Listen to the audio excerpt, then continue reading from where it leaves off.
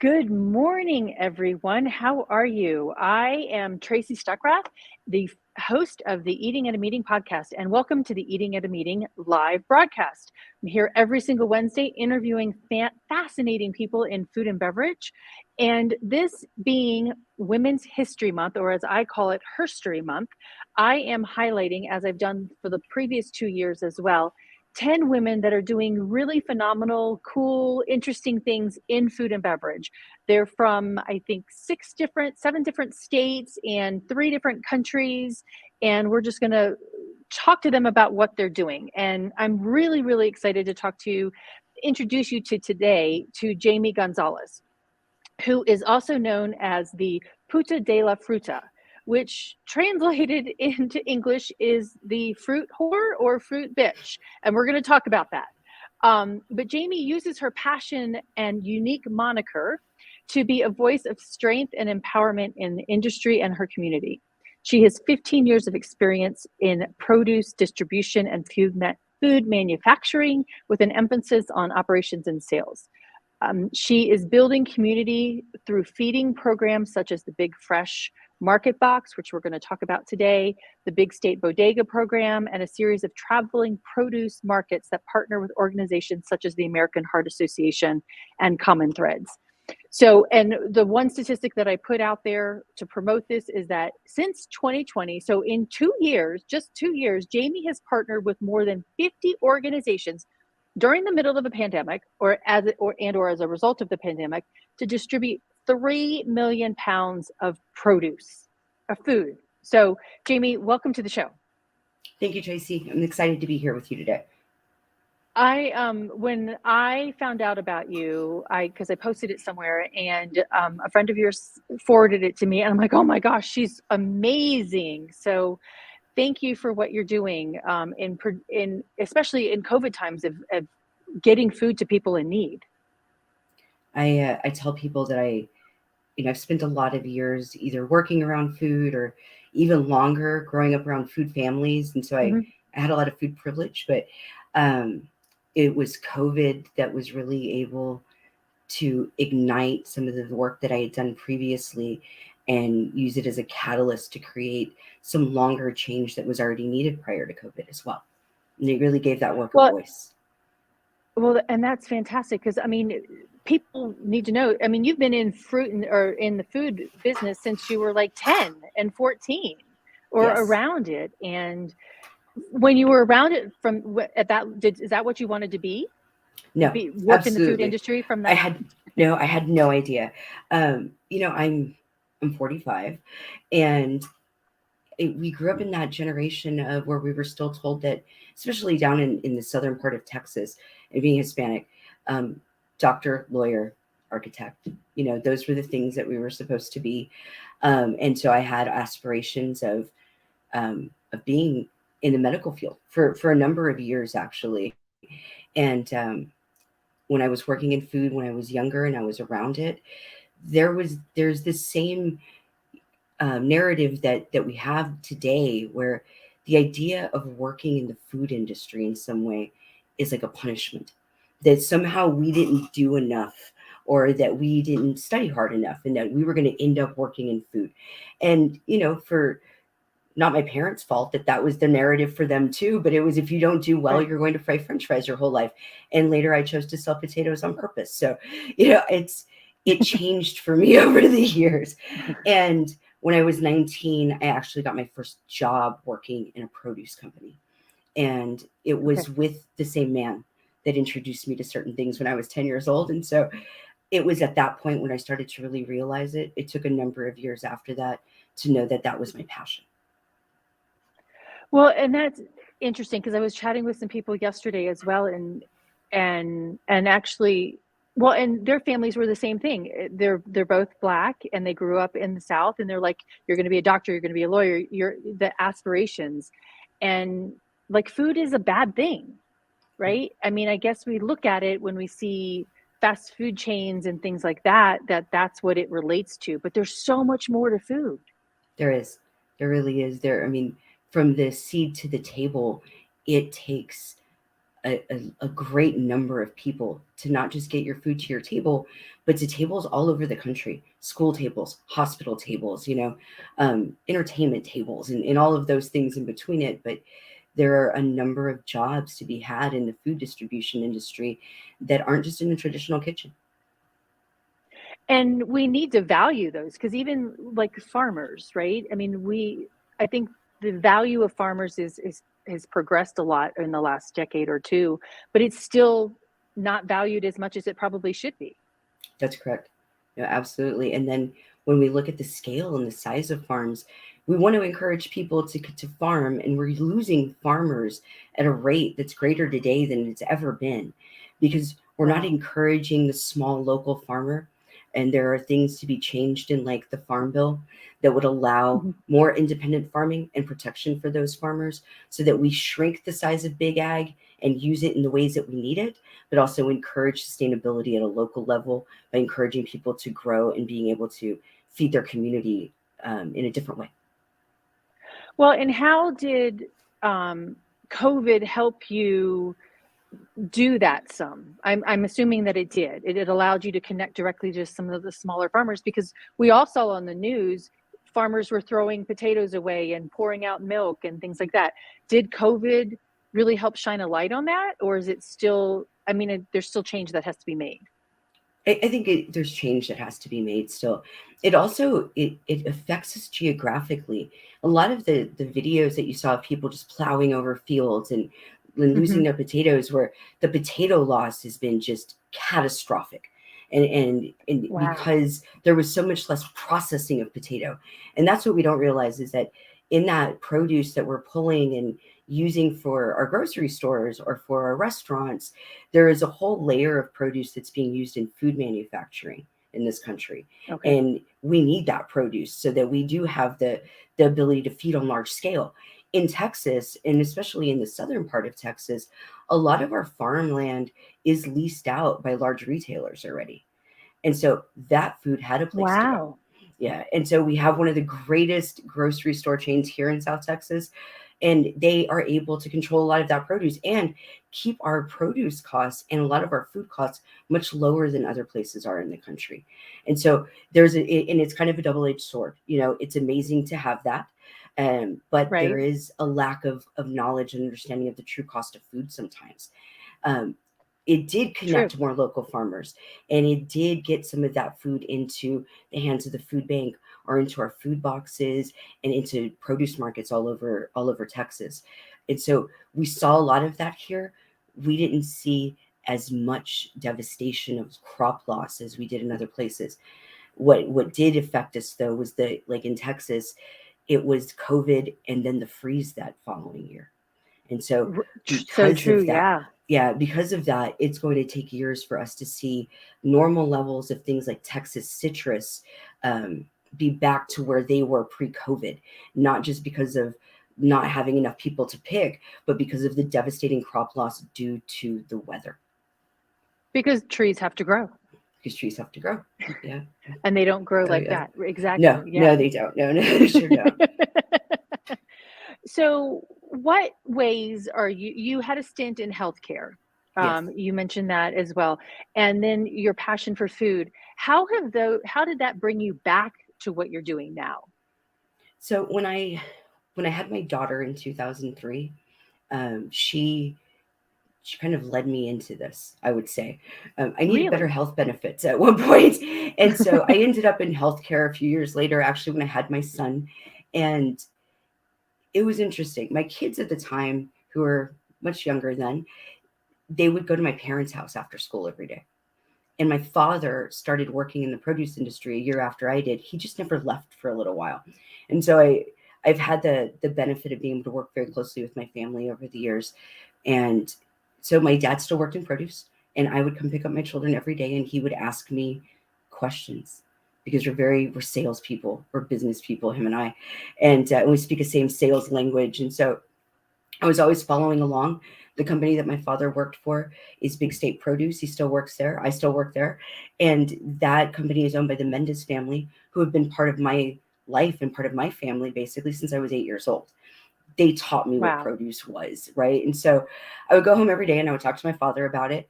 And I knew I loved food. I always loved to cook. I grew around people that cooked. My mother's a professional baker in her off time. My father's father, was also a professional baker, and I don't bake. Like, please don't ever ask me to bake anything. But so we grew up around about food and cooking, and I paid attention to my Theos and them when they would cook outside. And I like meat. I like produce. So so that was going on. There were, in that part of the Mendez family, there's 4 children. The oldest daughter, Ann Mendez, and I, we started going to school together when we were 8 years old in the 3rd grade. So that's how we met. And when I was younger, working for the family in both of their companies, there was not really a next generation of Mendez at the time that was interested in carrying on the family tradition. And at this point, this was already a 2nd generation produce company. The family itself has been in produce in San Antonio for nearly 100 years. And so, Wow. yeah. And one of the Mendez daughters, the youngest daughter of Ray Mendez, she decided, first of all of the children, that she actually wanted to pursue this line of work as well. They all worked there. They've all worked there at times, and they just had. And I was so excited about that.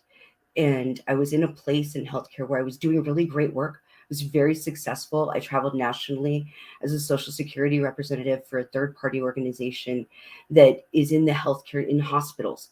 And we would screen people for assistance and benefits. And I specialized in Social Security. My husband was worried that Social Security was going to knock on the door and be like, "Stop it, Jamie." So, and it's not an easy job. It's a very it's a soul sucking job at times. It's sad. These people are sick. These people are dying. I officed, even though I traveled for them nationally, I officed out of the Children's Hospital of San Antonio, here in downtown San Antonio. And in the first 3 months that we were there, they announced that they were going to change this hospital that had always serviced children and adults and make it a children's only hospital. It was needed. It's a beautiful hospital. But one of the reasons they had to make the choice to do that, and one of the things that led me back to food later, was because of the amount of charitable assistance that they had to give to the homeless adults and the people who had no funding. And there was a lot of other hospitals in the area that they felt could support it. And I thought, wow, here's a charitable organization that's having to make decisions with their money on how many children can they help versus adults and children. And these adults are repeaters. And there's this whole, and we talked about people like if they were apples, like if they were inventory. And I spent another 5 years doing that. But I always had that moment. And as the children would come in and their families would come in, and then so many of the times that we would see that a lot of this was related to the inequity in the healthcare system, and the inequity in our food system and food insecurity. When I knew that Karen wanted to go back to Big State, I knew I wanted to go back there too. And so a year later, I ended up back in the produce industry. And it was with the mindset that even though I'd spent my early years in produce before I took a break, working in the office, working in the warehouses, learning to sell to well-known chefs and buying high-end cheeses and all things I still do today, but that I wanted to come back and work with programming that was specifically feeding the community in a variety of ways.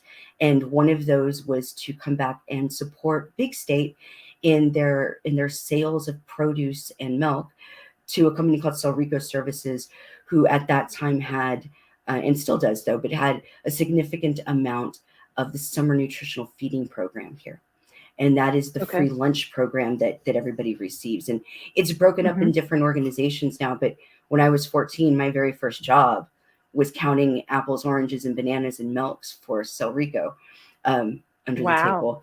And so 30 years later, there I was and still am counting apples, oranges, and bananas for people.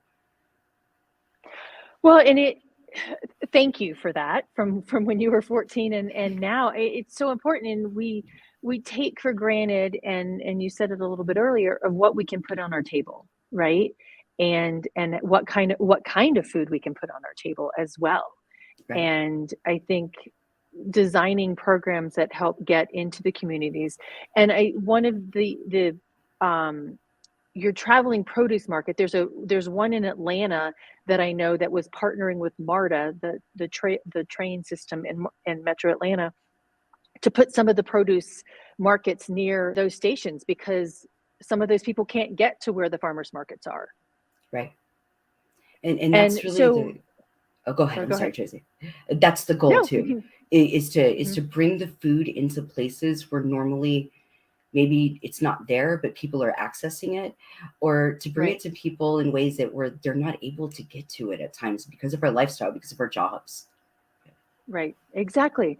And if you rely on public transportation or something, and you actually are working and you can't get there and the market's closed, that's a big hindrance for sure.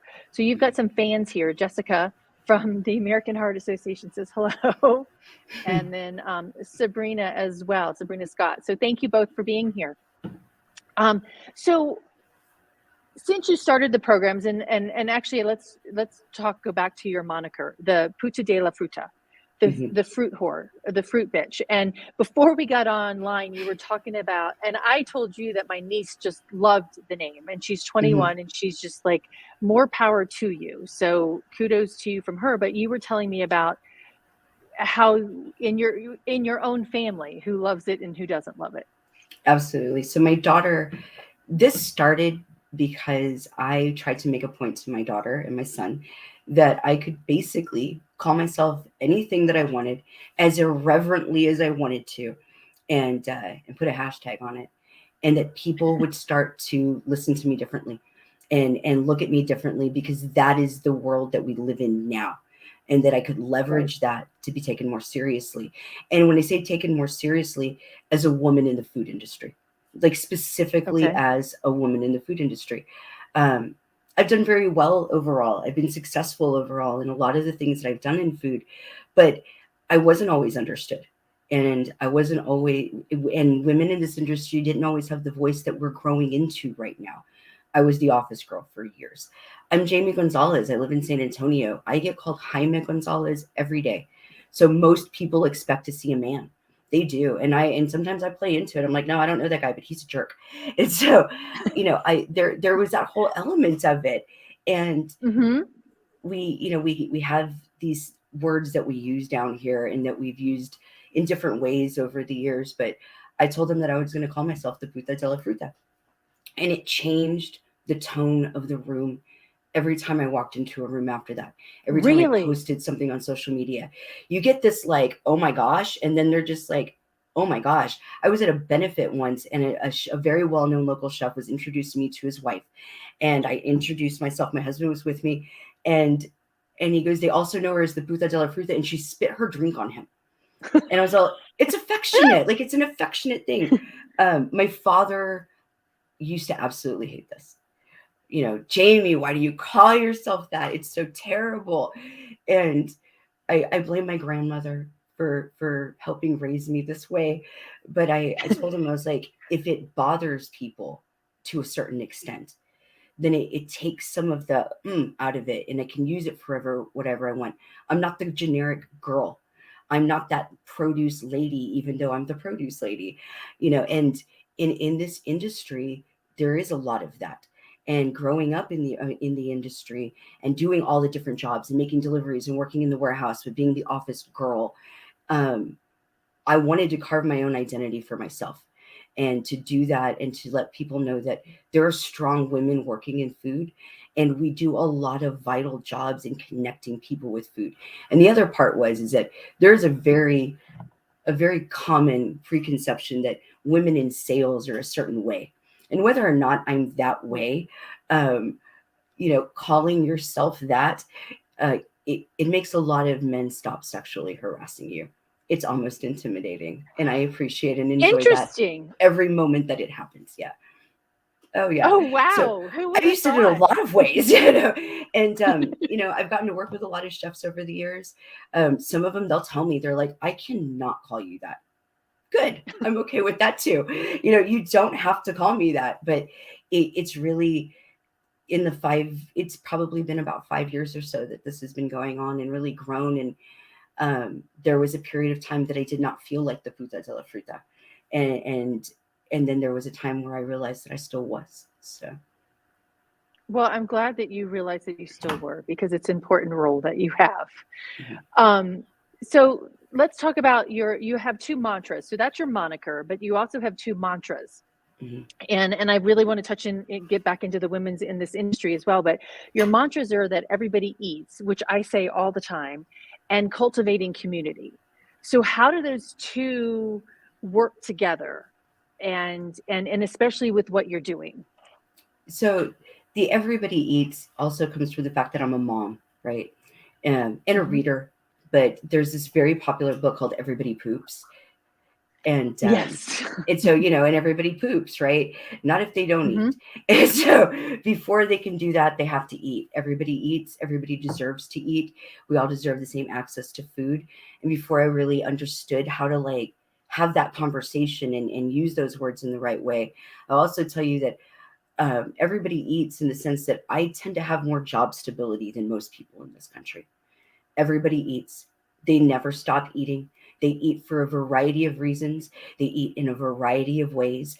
And a lot of times it's understanding how the changing face of food is affecting us in nationally and in our local community, and how we're tying into that to do the business of feeding people. And sometimes it looks like a five-star restaurant. Sometimes it Mhm. does. And sometimes it looks like me feeding somebody in a cafeteria, or it looks like me putting a box of produce on somebody's doorstep. And it there's so much in that. I mean, Yeah. there's so much opportunity, there's so much pain as well in that. I mean, because you've got Meals on Wheels programs and getting, food to senior citizens, and then getting kids to the school program, food to the kids in the school program. And even, with COVID, I don't even remember the statistic, but I know that so many more people have had to visit the food banks. They never thought they ever would have had to Right. visit a food bank. And COVID has changed that. And that's really And where that cultivating community aspect comes into it. I was mhm, raised with a strong sense of community. Um, there was this, and some of it's just, I think it's just who I am, and other parts of it are what I grew up around and experiencing, not necessarily somebody telling me you have to do this. I was always the first kid that was gonna like stand up and challenge the teacher because we weren't being treated fairly, stuff like that. All good things, but um and as I got older and I experienced life, and it kicked me around a lot and stuff, I was told often, you need to find a hobby, Jamie. You need a new hobby, and you need to relax. You need a hobby. And I thought, okay, let me, like, maybe I should learn to play golf or darts or any of these things, or maybe I should make crafts. And I've tried a lot of things over the years. But when when COVID hit, this moment happened. So when I was younger, like I said, I was always the volunteer. And so I was in the first couple of rounds of AmeriCorps. I was the teen of the year for District 1 in San Antonio in like 1995 because of the amount of service that I gave. And I graduated with more service hours in my high school than anyone ever has. You had to graduate with 400. I had over 3,000. But I also sold hours to wow. kids, so I was not the best kid. I was like I was selling my hours on the side and stuff. And so I wasn't always the best kid, but I had well-intentioned. I spent many years volunteering at a summer camp for children with special needs, year-round actually, called Children's Association for Maximum Potential, or Camp Camp. Some of my greatest heroes were founders of that camp, and and so all of that was always in me. And then I had children, and we went to have them in school, and I became the volunteer lady mom. Where like, you were going to serve, you were going to work the festival, you're going to do all those things. And then my career really takes over that. When COVID happened, there was not only an opportunity to find creative ways to sell produce in the community, because when I feed you, I feed myself, in order to help our company survive in a time where we lost 80% of our business overnight. But Wow. also on a personal level, it reignited my understanding and my passion of wanting to connect my community with each other, and with the resources that we have that we can share with each other. And so when we do things like our traveling produce markets, which is a really good example of this, we work both sides of the table. We want you to come and shop at those markets for a number of reasons, but we also look for volunteers to help at those markets for a variety of reasons. You stand on the other side of the table and you're serving your community. You're connecting them with food. You're having experiences with food with each other. And you're also learning about produce that you had no idea was there before you walked in that day, probably. And we're inspiring people to spend an hour or two with us at a produce table, because we hope that it encourages them to spend an hour or two doing something else in the community that they love. And that could be planting trees in the new food forest that we're building here, or reading to kids, or holding babies in a NICU, and all of the other things that we do to support our community. When we work together as organizations and businesses in private-public partnerships, we are cultivating community, because we are growing not only like the resiliency of the people in our community, but economic stability for each other as well. Wow. That there's so much in that as well. But one of the statements that I love that you said was that when I feed you, I feed myself as well. And I think that's really important, because, and I'm giving a session in this room later on today on food, purpose-driven food. And food should be purpose-driven at all times, because it's, like you said, everybody eats, but there's so many jobs around food that we take for granted, right? The servers who serve us, the line cooks in the back of the house, the person who drives the truck from the farm to the convention center, et cetera. But we don't think about all that. Right. And when we do, we think about the community of how that actually got to our plate. So you mentioned your grandmother and you mentioned your father. So any words of wisdom that they have given you through the years in doing what you're doing now? I knew that you might ask me this, and so I was really thinking about it. I don't come from a family of advice givers like that, where I could tell you that I had these moments where, like, my dad sat me down and he was like, Jamie, do this. A lot of that comes from, but they're people of action and they're people of passion, and I come from that, and I know that. And so my mother had a regular full-time job with amazing benefits for us when we were kids, and also ran her own cake business out of our house for 45 years now. She rarely bakes for us. And so it's a lot of that, and that determination, and also their passion for community. And they see community maybe on a smaller scale than I do, but that's where that came from and grew. My grandmother, though, my grandmother, my grandma Carmen Puentes, which is my mom's mom,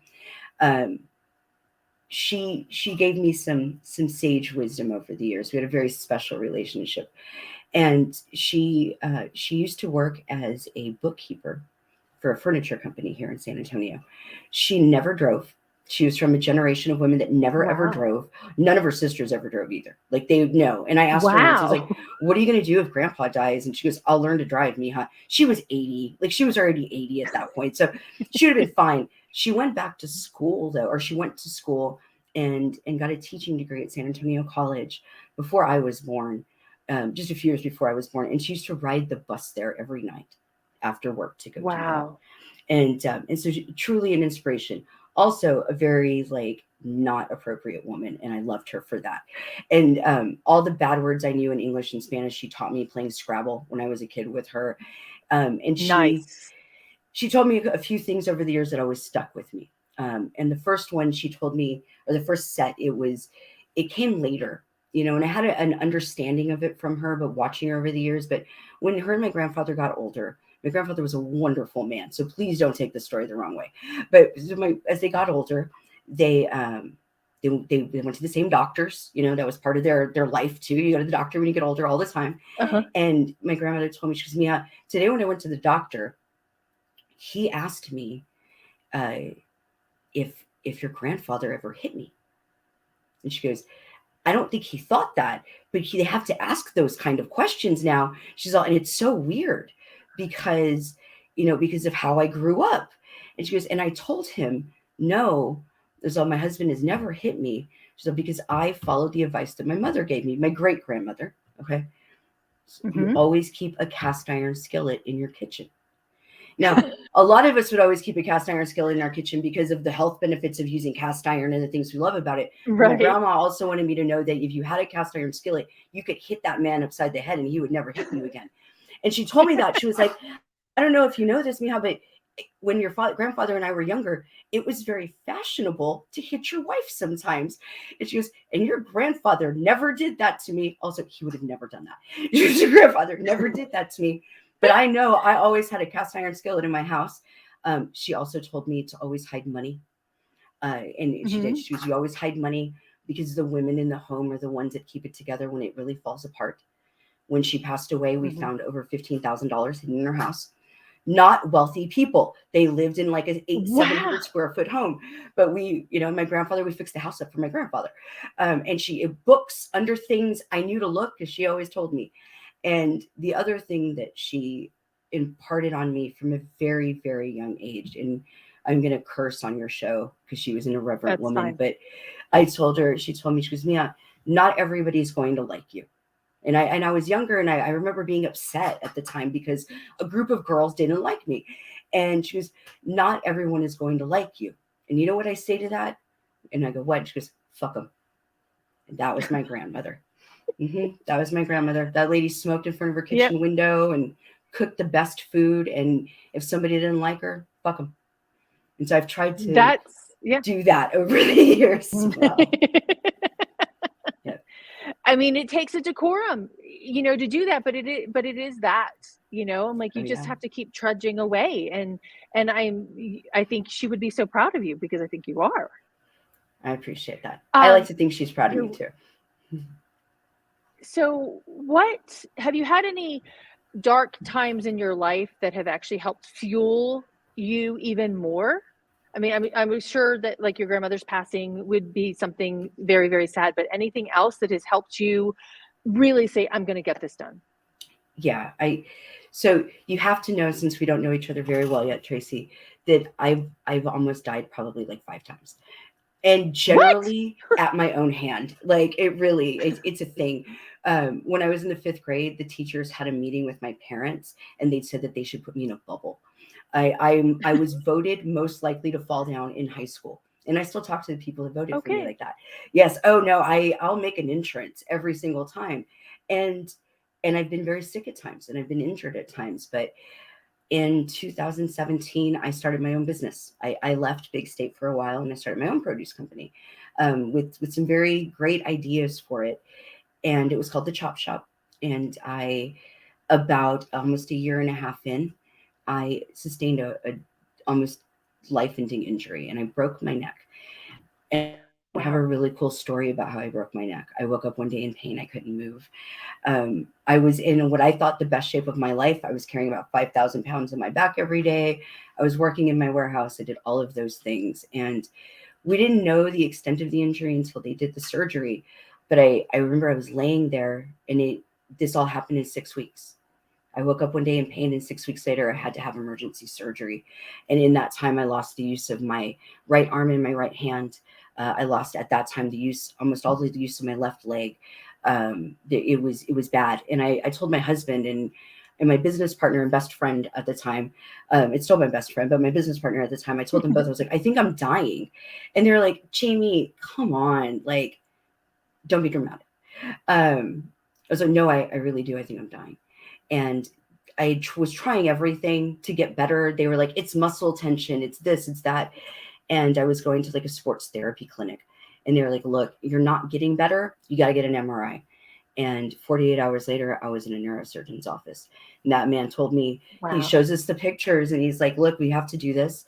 If we don't do the surgery in the next 30 days, you'll never walk again. And if we don't do the surgery at all, I'm going to give you less than a year to live. And I looked at my husband and I go, that man just said I'm dying. And I felt vindicated and I was terrified at the same time. And they did the surgery on August the 21st, 2018. is when they did the surgery. It was the first day of my daughter's freshman year. It was the first time I didn't take my children to school on their first day of school. And I cried and cried because of it. After that, I told myself I was going to cry today. After that, we had to shut down our business. I lost my business. I lost my home. I lost everything financially. I almost lost my family. And I was the darkest time of my life. And I've been very, very honest about that over the years. Even when I was struggling, it took a while, and at that time, my company was helping make salsa for what is now a very large salsa manufacturer. And I still, best salsa ever, eat Cocina Fresca salsa. But I was able to go and work with them in their offices for a year and help them do some great stuff and develop new flavors and gain new distribution, and know that I could still do the work and get my mojo back. And I had this year of, I don't know where my mojo is. I don't feel it. I was not the Puta De La Fruta. And so I finally mourned the loss of myself and what I thought I was supposed to be. And so at the end of that year, which was at the end of 2019, I had accomplished all of the things they'd asked me to accomplish with them for that year. And I said, I'm done making salsa. And we were done making salsa together. And I came back to be the produce lady again and to be the puta. When I did that, I was supposed to help open restaurants with some chefs. And then COVID hit and everything shut down. And so wow, when everybody felt even more not that I wasn't overwhelmed or haven't been overwhelmed by COVID, but there's been this sense of anxiety and fear because of COVID and that sense of loss that many of us had. I have a really good friend who's a chef. His name is James Cantor. And when Hurricane Harvey hit, this man stayed in Victoria, Texas with his business, with his food truck, and just kept feeding people.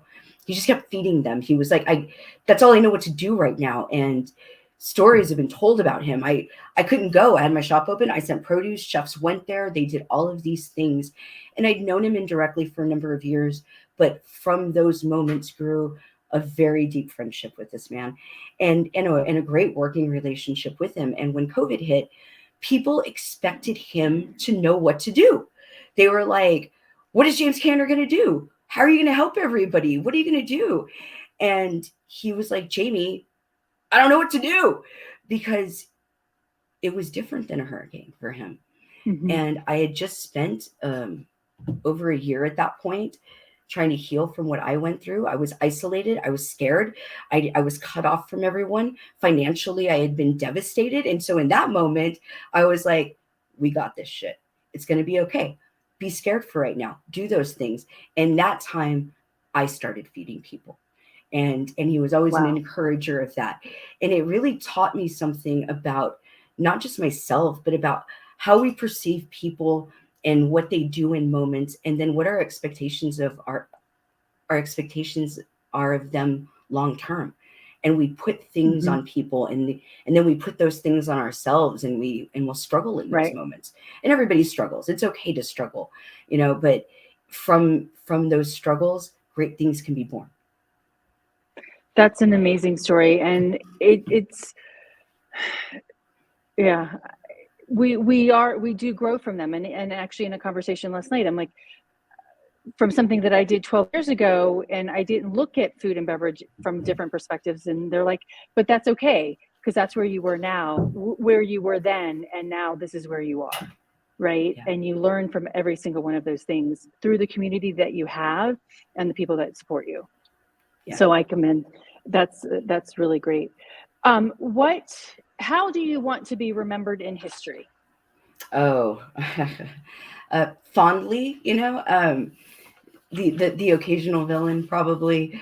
I would like to be an example of what exists between the farm and the chef coat, honestly, in that way, as somebody that was not afraid to stand up for what she believed in, and to know when to say that maybe she didn't make all the right choices at times as well.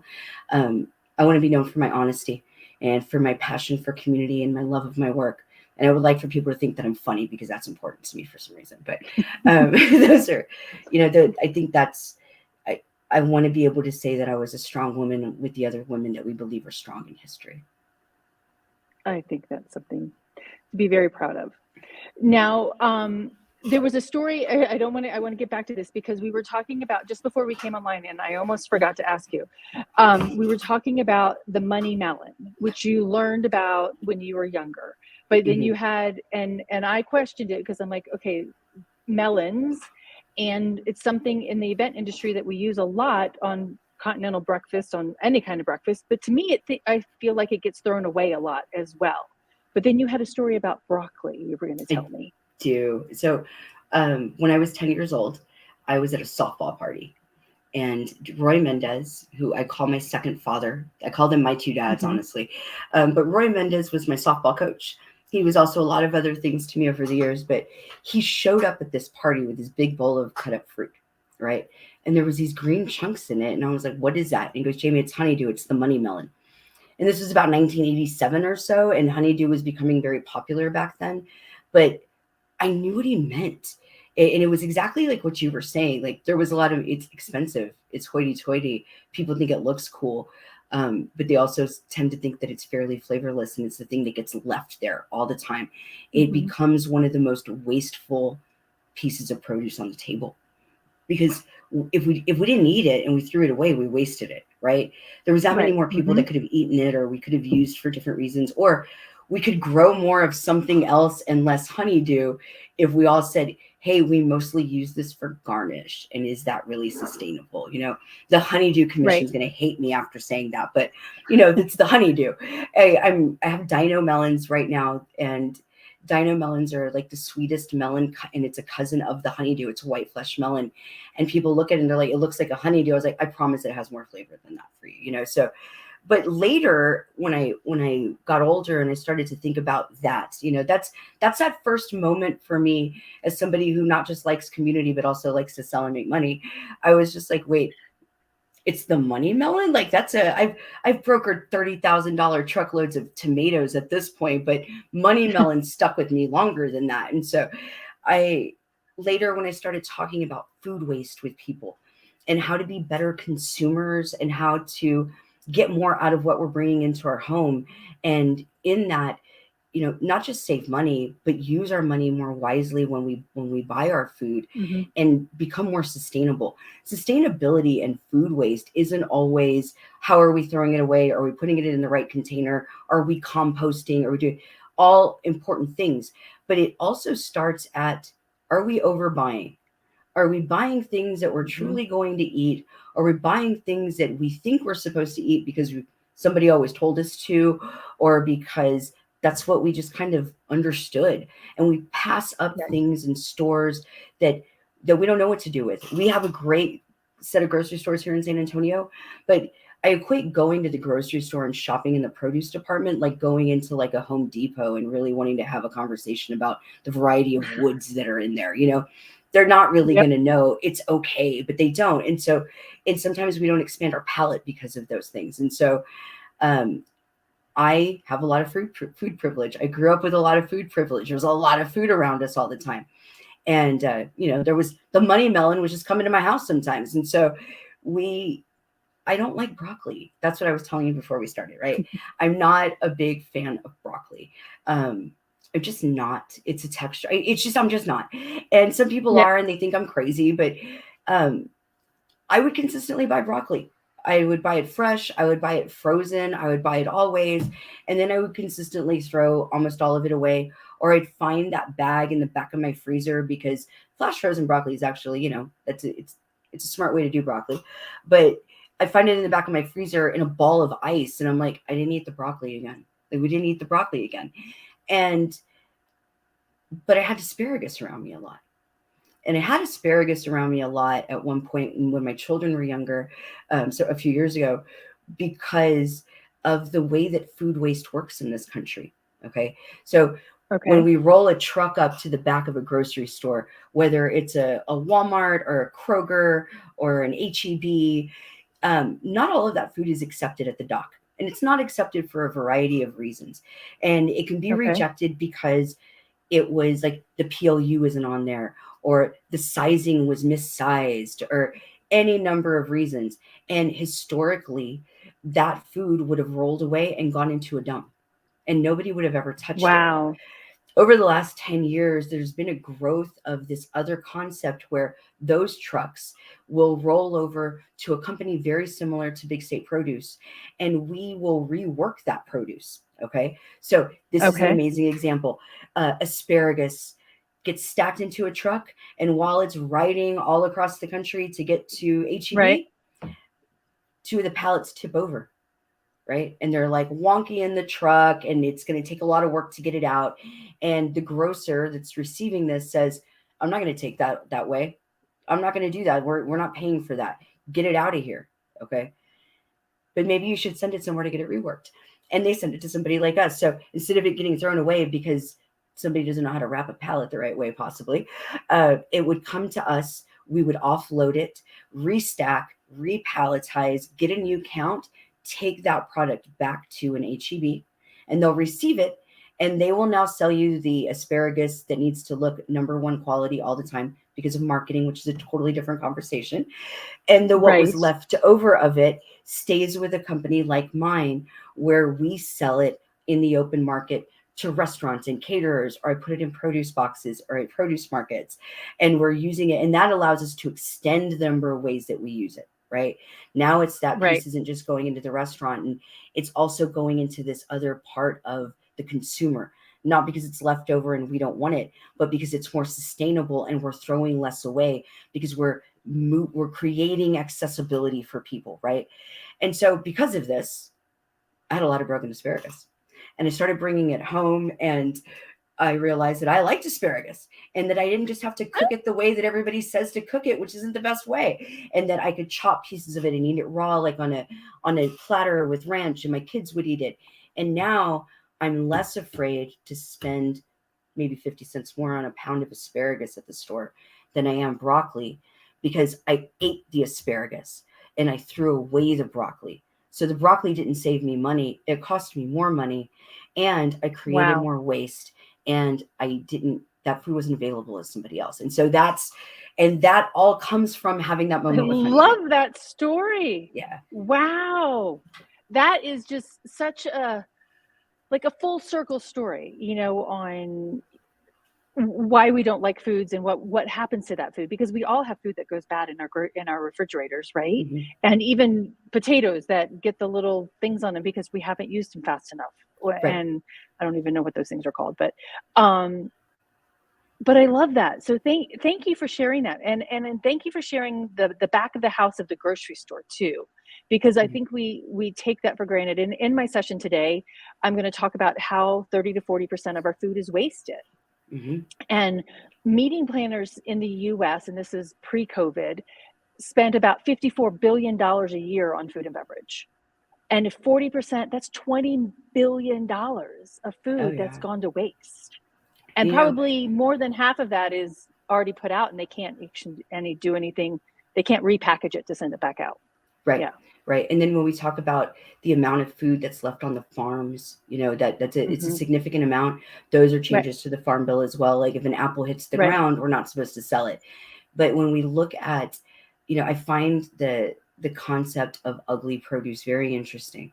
And for a lot of reasons. 5 years ago, I would have told you, that the grocery stores need to change that and change how they're marketing. And they do. Marketing is the number one reason or the number one encourager of wastefulness, and not understanding how some of our food should look a little more natural than it does, or that it's not always going to be the exact same size and shape. However, there are a lot of companies that have grown into something else because of the ugly produce movement. They all do good work. It's not that they're not doing good work, but there's this like mayday call of, we're wasting so much because it's not pretty enough, and we're saving it all by putting it in this box for you. And I love a box of produce, don't get me wrong, but there is a key component that's missing here that we don't tell in the narrative, which is food manufacturing accounts for a large percentage of the produce that we are using in this country in a variety of ways. And a lot of what we say is the ugly produce that would have just been thrown away in like those commercials that we see It's actually the B grade produce that does have a home, and that is used for juicing. It's used for, and so if we're going to tell this, if we're going to create the narrative, we have to create the totality of that narrative. There's so much more that is wasted, and that is so true. But because I also have that manufacturing background and the fresh chopping of produce, the people ask us all the time. They're like, what do you do with your waste? Can you, I've been asked by people to take the waste and turn it into salads for prisoners. Okay. As a food manufacturer, as a food processor, if I was creating that much waste, I would not be successful. So there's a lack of a connection and understanding of what that manufacturing actually looks like and how much waste is actually being created. It's like donating to a food bank. Okay, we're big donors to the San Antonio Food Bank.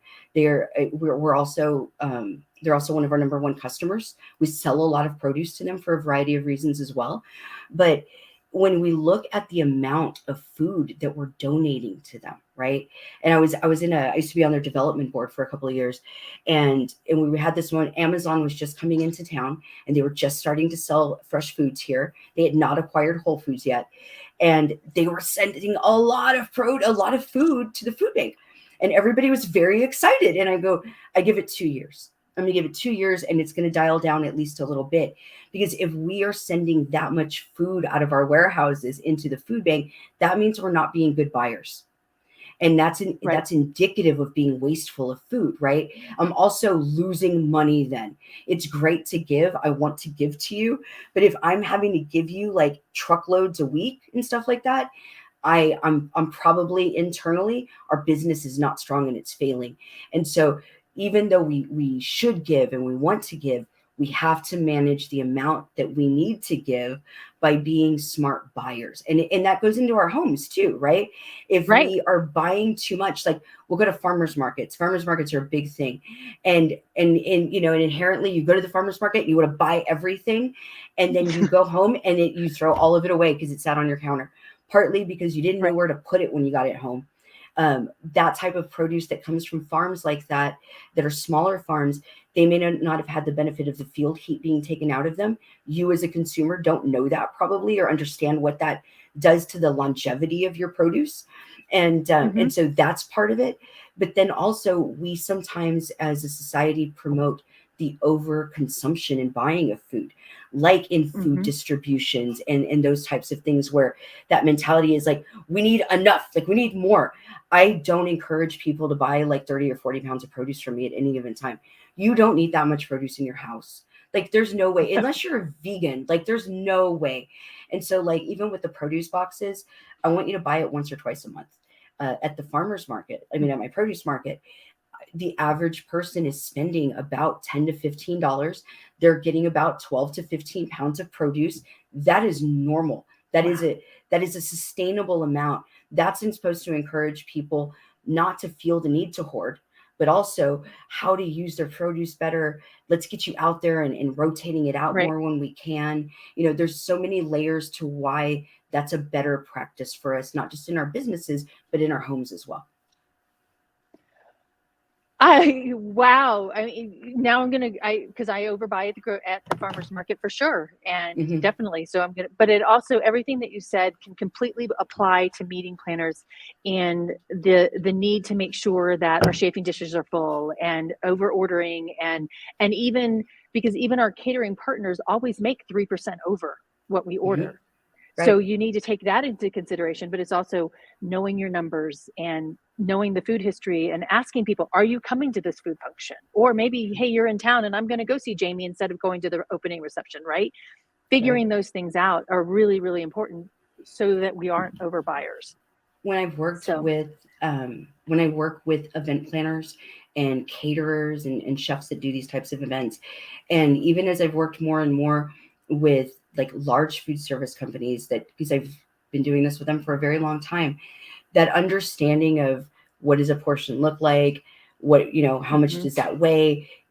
I encourage people who plan events and who are buying for parties and things like that to work closely with your purveyor. Ask the questions. Your purveyor should know how to answer those questions for you. If you know that you're going to do a basic 4-part salad and you're going to have 250 people there, whether or not it has a couple of grape tomatoes on top of it, the salad portion alone, I, as the person that you purvey it from, should be able to help guide you in the quantity of food that's responsible for you to buy and help answer those questions for you.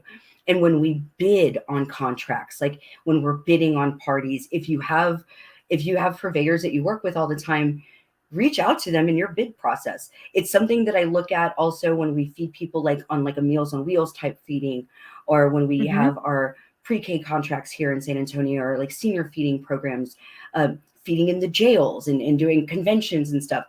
If you put a bid out and you win that bid and you never spoke to the people that you buy from about the cost, you just do that on like, oh, I know, you're going to get yourself in trouble over time. You will. And you'll start to lose bids, or you're going to realize that you're not actually making the money that you want to be making. And it's having a good relationship with your vendors or key vendors that you train each other in that. I've learned so much from a variety of event planners and chefs over the years that I use that knowledge to make me smarter at how I try to buy produce and how I build like my boxes for the community as well. Wow. Well, thank you for that education, because we all do need to do it, and it just depends on where you are as well. You know who those partners are, but it's definitely asking more questions. And you and I could talk for hours more. I know we could, but we are approaching an hour now. So I have one final question. I did ask you how you wanted to be remembered in history, and I love it. What's your favorite food to eat? We know broccoli's not it, but what is your favorite totally food? Not. When we talk, people laugh at me when I give this answer to this question. My favorite food is tacos. It's like the most perfect, like you can put an entire meal in a tortilla, and when it can be portable too. You can put anything in it. And, you know, I grew up eating them, but it's going to be tacos. It's easy for me. Oh, that's so awesome. They're easy to make. It's you can do it on the fly and take it with you. Yes, totally. And I don't care what's in it. You can put anything in it. So right.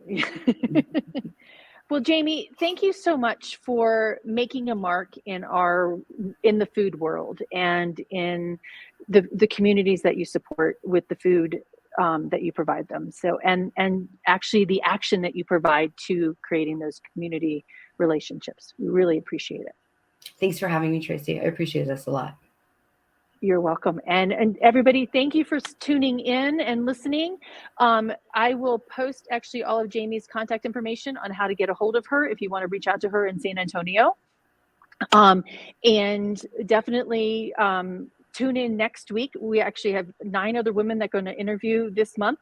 They aren't all going to be on Wednesdays, but I'll let you know when they are. And until next time, stay safe and eat well. Thank you.